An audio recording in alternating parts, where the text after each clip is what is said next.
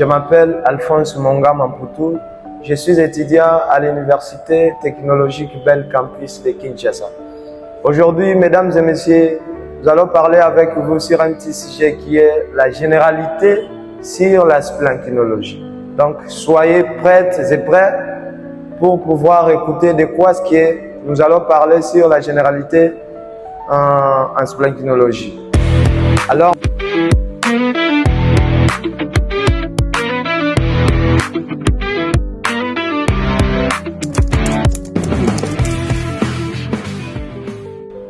Alors, mesdames et messieurs, la splanchinologie tire son origine à un terme grec.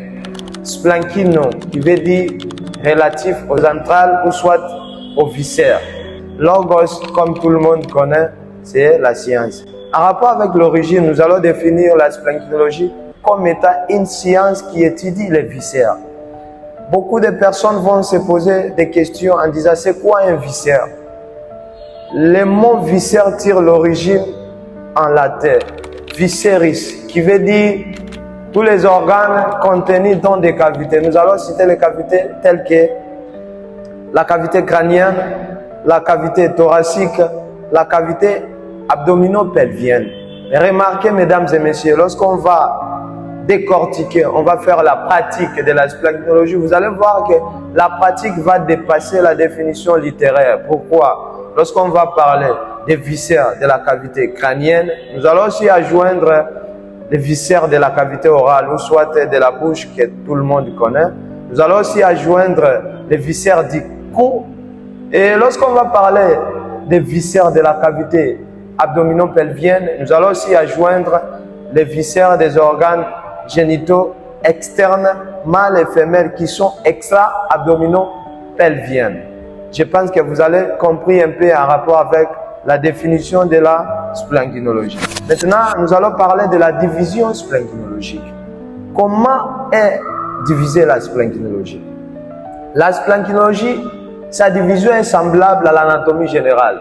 Donc, nous allons dire que la splanchinologie est divisée en trois formes. Nous avons la splanchino-descriptive, nous avons la splanchino-topographique, et enfin, nous avons la splanchinologie fonctionnelle. Je vais un peu parler de la splanchino-descriptive.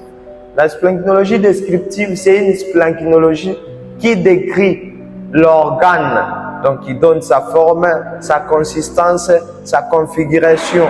C'est ça la splanchinologie descriptive. Maintenant, la splanchino-topographique, c'est une splanchinologie qui montre l'endroit où se localise l'organe qui a été décrit. Et enfin, la splanchinologie fonctionnelle, c'est comme le français le dit, c'est la splanchinologie qui donne la fonction de l'organe topographié qui a été décrit au préambule. Voilà, mesdames et messieurs, nous voulons passer au dernier point qui est les appareils. Il faut savoir que tous les organes qui se sont regroupés